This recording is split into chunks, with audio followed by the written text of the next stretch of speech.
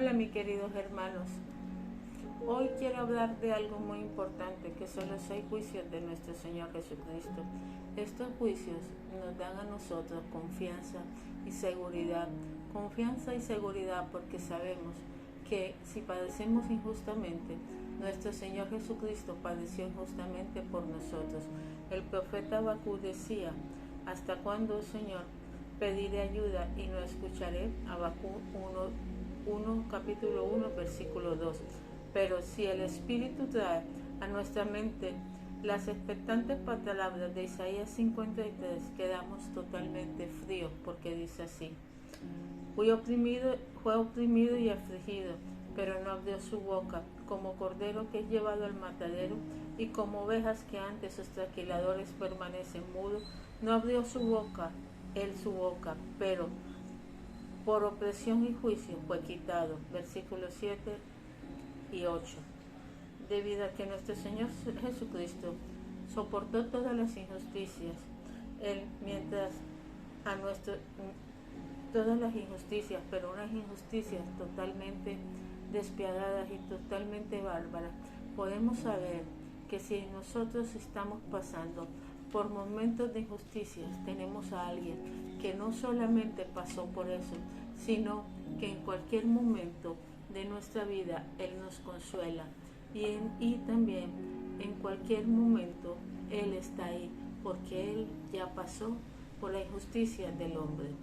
Las escrituras de los evangelios o los escritores de los evangelios incluyen detalles verdaderamente asombrosos sobre los 6 juicios que terminaron con la muerte violenta en la cruz del Calvario, detalles que derrotaron el corazón y que expresan la opresión, la aflicción y juicios injustos que sufrió el Cordero de Dios que describe Isaías. Al observar cómo Jesús soporta con calma estas secuencias vertiginosas de patrañas, podemos hallar fuerza y consuelo cuando nosotros estemos pasando por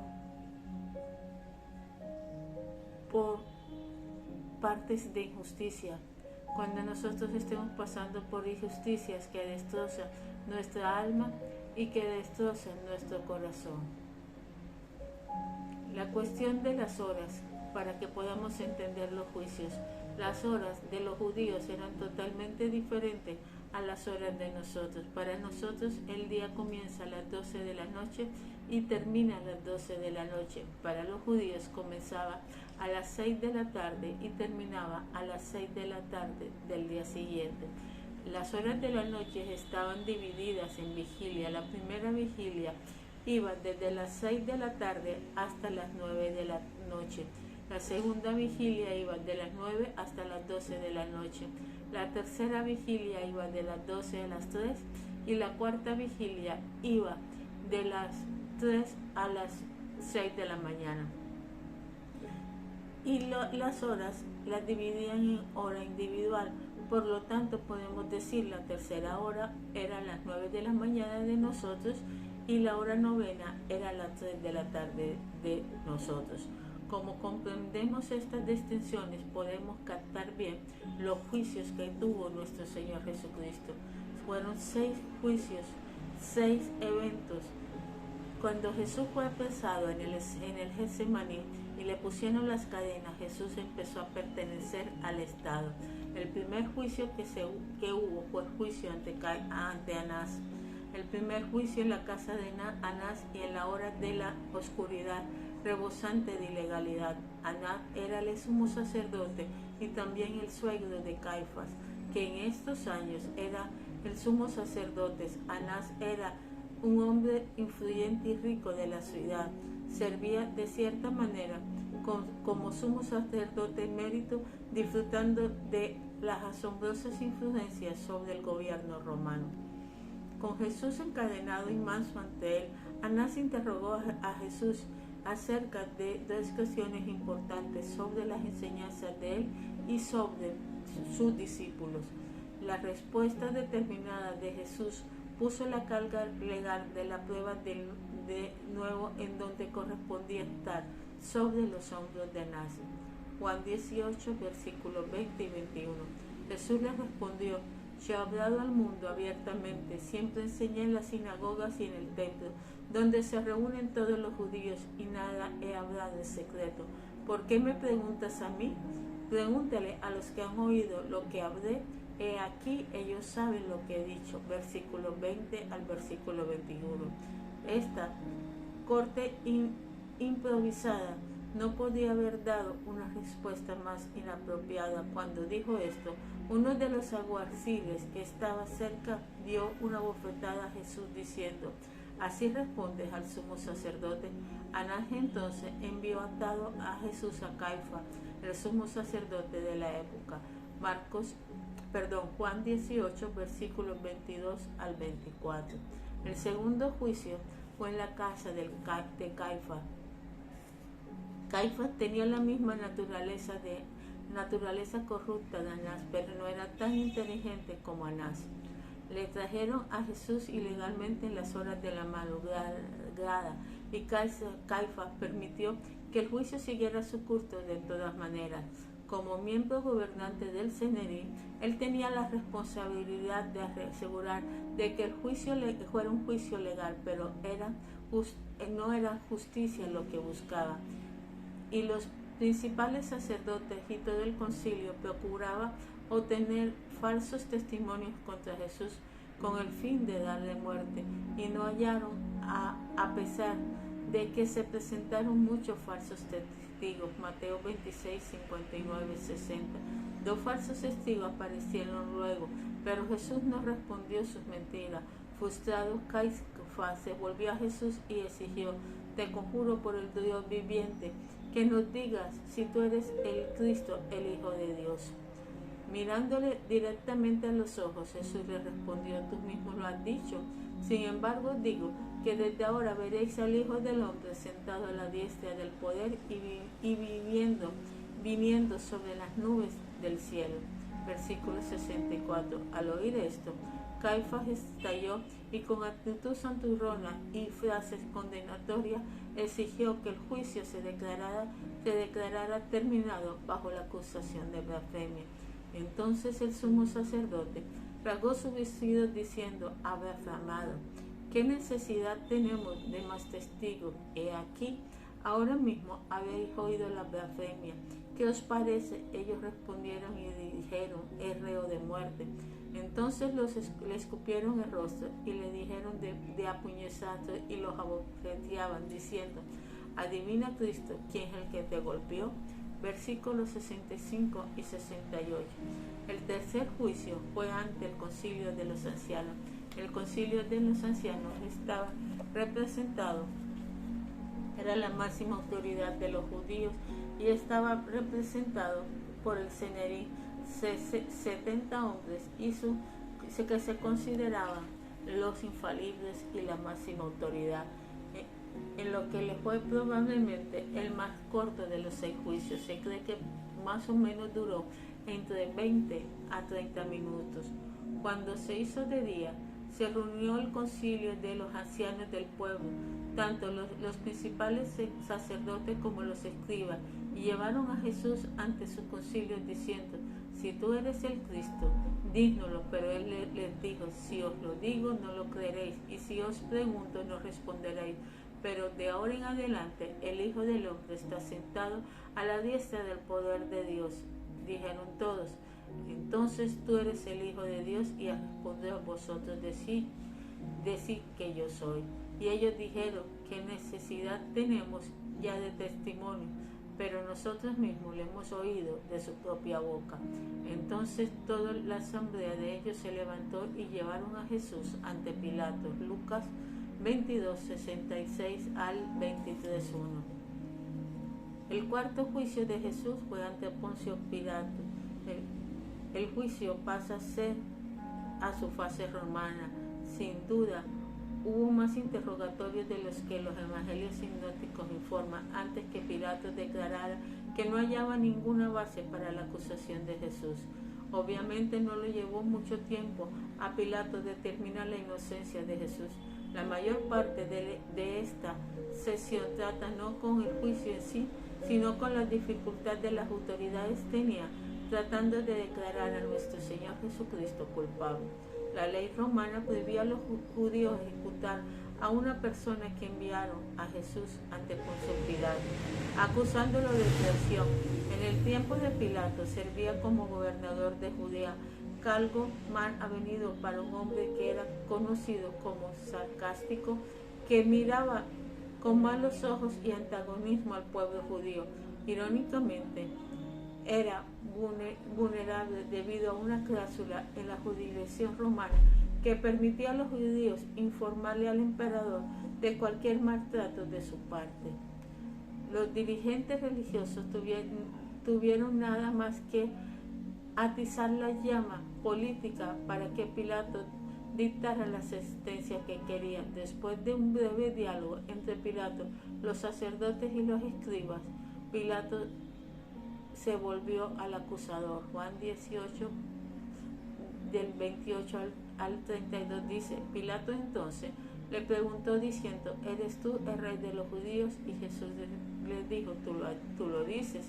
Y Pilato dijo a los principales sacerdotes y a la multitud: no encuentro ningún delito en él. Lucas 23, del 3 al 4. Sin embargo, los acusadores de Jesús no disuadieron, pero ellos insistían diciendo, al alborotar al pueblo, enseñando por toda Judea, comenzando desde Galilea hasta aquí. Versículo 5.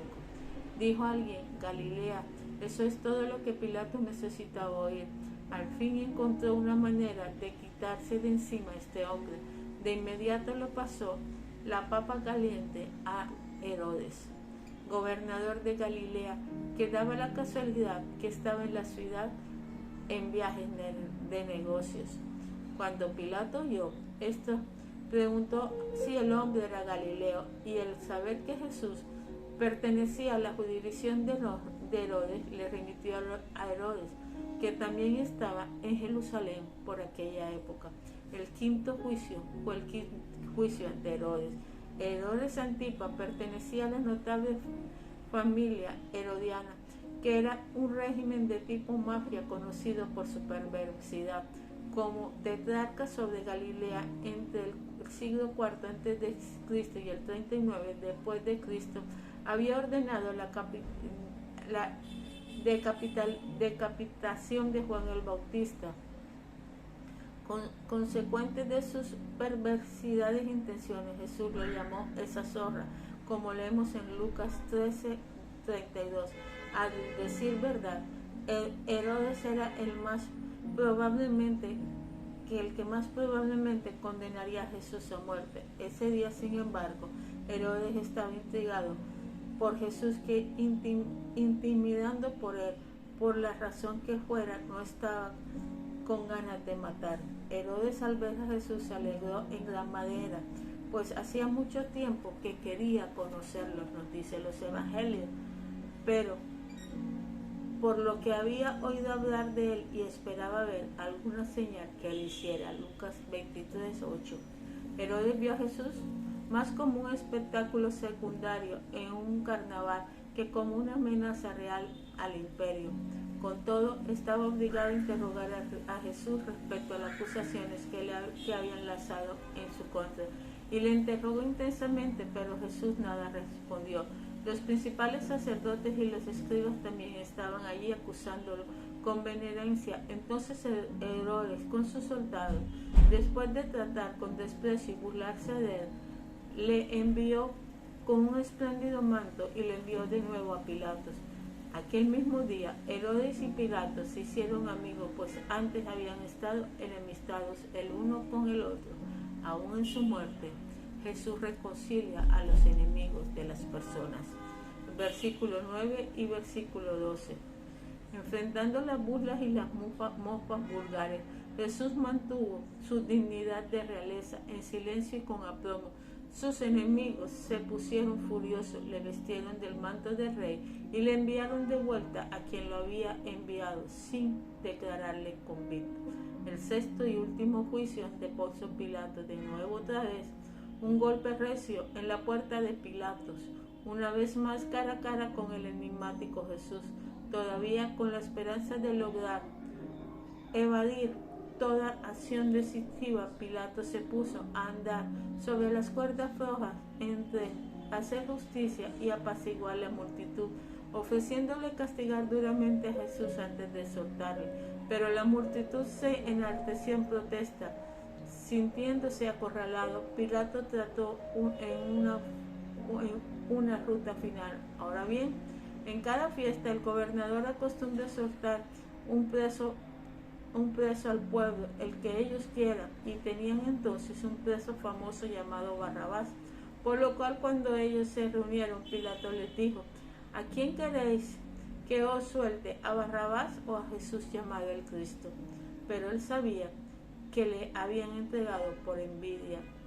Encontrando a la multitud impávida en una apelación emocional, Pilato apostó a que esa misma multitud razonaría con sensatez al compensar la inocencia de Jesús con la culpa de Barrabás, un insurrecto violento que había cometido asesinato. Marcos 15:7. Pero Pilato perdió la apuesta. Pero los principales sacerdotes y los ancianos persuadieron a la multitud que pidiera a Barrabás y que diera muerte a Jesús. Y respondiendo, el gobernador le dijo: ¿a cuál de los dos queréis que os suelte? Y ellos respondieron: a Barrabás. Pilato dijo: ¿qué haré entonces con Jesús llamado el Cristo? Todos dijeron: crucificarle. Mateo 27, del 20 al 22. Convencido de que no ganaría esa batalla, tomó agua y se lavó las manos delante de la multitud, diciendo: soy inocente de la sangre de este justo, allá vosotros. Versículo 24. Como si algo de alguna manera lo exoneraría de esta falsa final. Sin embargo, sin que importe cuál obstinado se lavara la mancha de su decisión, lo seguiría hasta la tumba. No obstante, una más chocante la respuesta de la multitud, y respondiendo al pueblo dijo: que caiga su sangre sobre nosotros y sobre nuestros hijos. Versículo 25. Es un discurso del clima. Pilato se dirige nuevamente a la multitud, y era el día de la preparación para la Pascua, era como la hora sexta, y Pilato dijo a los judíos: he aquí vuestro rey. Juan 19:14. La respuesta enloquecida de la multitud anunció para la eternidad su veredicto. Entonces ellos gritaron: fuera, fuera, a crucificarle. Pilato le dijo: ¿ha crucificado a vuestro rey? Los principales sacerdotes respondieron: no tenemos más rey que el César. Así que entonces les entregó a ellos para que fuera crucificado. El veredicto quedó sellado para la eternidad. Condenado injustamente, el Cordero de Dios fue llevado al matadero. Aquí podemos ver que muchas veces las personas son condenadas injustamente, pero acuérdate de la condena que recibió nuestro Señor Jesucristo. 6 juicios, los 6 juicios más rápidos de la historia, y la condena más grande e injusta que pudo haber en la historia.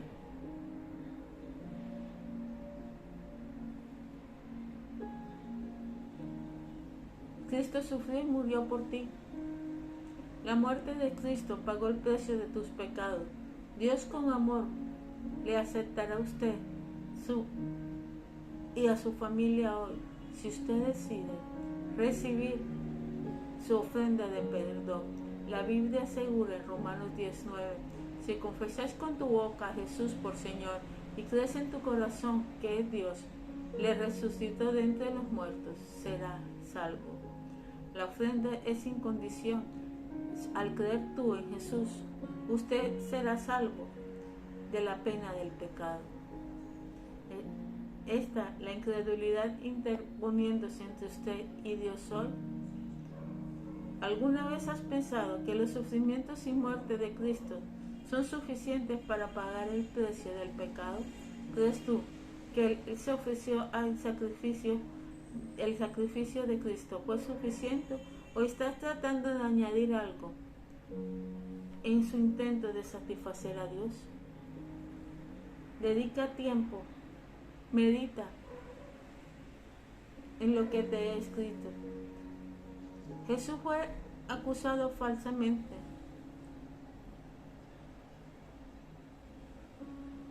declarándolo culpable fraudulentamente, víctima de las maniobras políticas.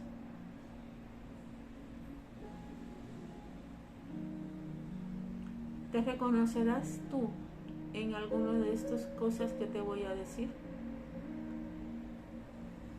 Primero, en Jesús, acusado falsamente.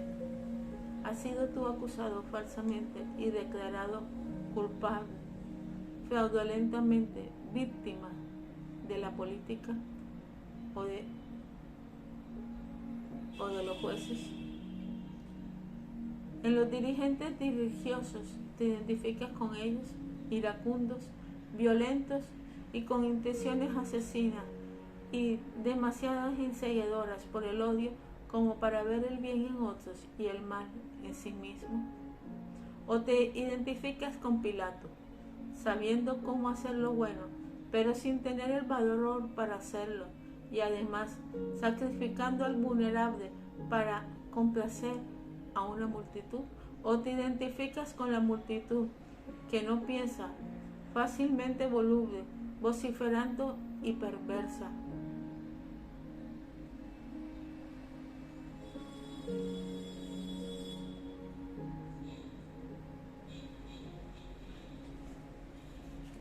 Hermanos, la muerte de Cristo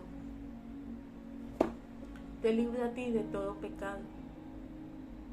Solo tienes que creer y confesar con tu boca que Jesús es el Hijo de Dios, que esta injusticia que cometieron con Él no quede en vano, sino que tú te arrepientas y conozcas que Jesús verdaderamente murió en la cruz por ti. Padre Celestial, yo te pido hoy por cada persona, Señor, que se identifica con Jesús, que se identifica con el Sanedrín o con los judíos, que se identifica con la multitud o que se identifica con Pilatos, para que seas tú tratándolos, para que seas tú, Señor, mostrándole que verdaderamente el único Dios verdadero, el único que lo ha amado y el único que padeció injustamente fue nuestro Señor Jesucristo. Señor, que ellos confiesen, convéncelos de juicio, de pecado y de maldad. De juicio porque ya este mundo ha sido enjuiciado, de pecado porque todos nacemos pecadores. Por la caída de Adán y Eva, nuestro ADN espiritual es un ADN caído. Y de maldad, porque nuestro corazón es solamente brota la maldad. Señor, convence a las personas que ellos vean en el juicio de nuestro Señor Jesucristo cuánto nos amas tú y cuánto padeció Él por nosotros. Que la gloria de nuestro Padre Celestial esté hoy contigo y que sus misericordias siempre te acompañen. Amén y amén.